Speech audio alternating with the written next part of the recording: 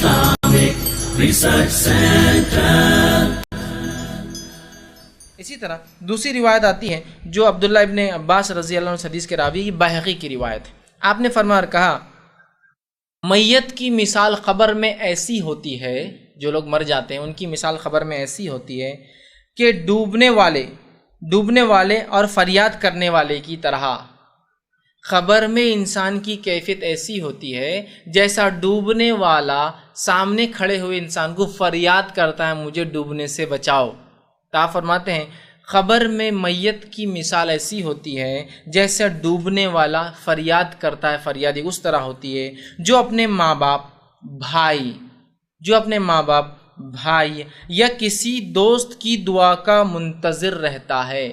مطلب جیسا ڈوبنے والا سامنے بچانے والے سے منتظر رہتا ہے کہ تم مجھے بچاؤ، اسی طرح ایک میت قبر میں منتظر ہوتی، انتظار کرتی ہے کہ اس کے ماں باپ اگر زندہ ہو تو اس کے دوست، اس کے بھائی، اس کے دوست یا دوست سے مراد کوئی بھی رشتہ دار بھی اس میں انکلوڈ ہو جائیں گے. ظاہر سے دوست کا درجہ آگے رشتہ دار ہے، وہ انتظار کرتا ہے، منتظر ہوتا ہے کہ کوئی اسے دعا دے دے، اس کے لیے دعا کرے، پہنچا دے. تو آپ منتظر رہتا ہے. جب اسے دعا پہنچتی ہے تو اسے دنیا کی ہر چیز سے زیادہ محبوب ہوتی ہے.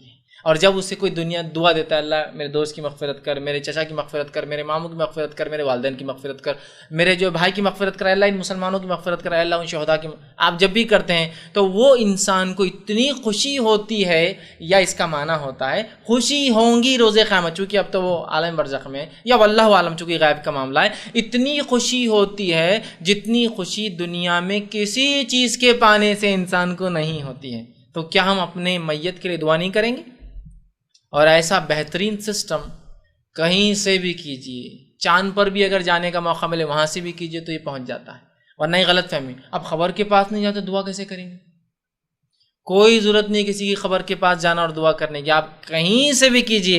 اے اللہ ان لوگوں کی مغفرت کر، اس زمین والوں کی، اس زمانے والوں کی، ان لوگوں کی، فلاں شہداء کی، فلاں مجبور کی، فلاں مسکینوں کی، فلاں لوگ جو فلاں ظلم میں مارے گئے، فلاں لوگ جو فسادات میں مارے گئے، اے اللہ ان قبرستان والوں کی، اللہ میرے بھائی کی، اللہ میرے چچا کی، میرے رشتہ داروں کی، میرے والدین کی، میرے سرپرستوں کی، میرے استاد کی، جس کے لیے بھی آپ کریں گے اس کو اتنی خوشی ہوتی ہے، وہ انتظار کرتا ہے اس دعاؤں کا. اتنی خوشی ہوتی ہے کہ دنیا میں جو کچھ تھا یا دنیا میں جو سب سے محبوب زیادہ پسند ہے اس سے زیادہ اس کو پسند ہوتی ہے.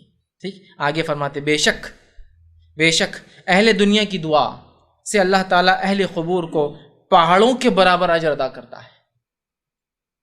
اہل دنیا کی مطلب جو دنیا میں لوگ زندہ ہے، ان زندہ کی دعا کی وجہ سے اللہ رب العزت قبر میں دفین لوگوں کو پہاڑوں کے بڑے برابر اجر دیتا ہے. تو کیا یہ اجر نہیں پہنچائیں گے؟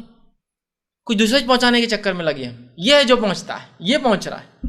تو پہاڑوں کے برابر اجر اللہ سبحانہ تعالیٰ ان کو پہنچاتا ہے. مردوں کے لیے زندوں کا بہترین تحفہ ان کے لیے استغفار ہے. مردوں کے لیے سب سے بہترین گفٹ جو آپ دے سکتے ہیں تحفہ، وہ ان کے لیے استغفار کا معنی کیا ہوتا ہے؟ ان کے لیے دعا کرے اللہ ان کے گناہوں کو معاف کر، ان کے درجوں کو بلند کر، انہیں جنت میں اعلیٰ مقام دے. اسے کہتے ہیں استغفار.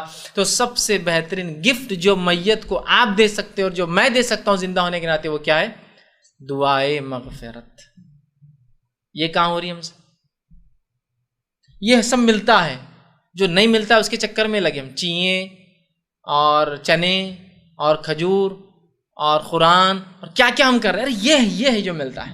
یہاں کہیں اب تک آیا قرآن پڑھ دے تو مل جاتا ہے، 2 رکعت نفل پڑھ دے تو مل جاتا ہے؟ آیا ہے کہ اب تک؟ یہ بدنی عبادتیں نہیں ملتی. کچھ ملتی ہے، آ رہا ہے تذکرہ اس کا، بس ختمے بہ چکی، اور تھوڑی باتیں ہیں جو ملتا ہے، اس کے بعد بات ختم ہو جائیں گی.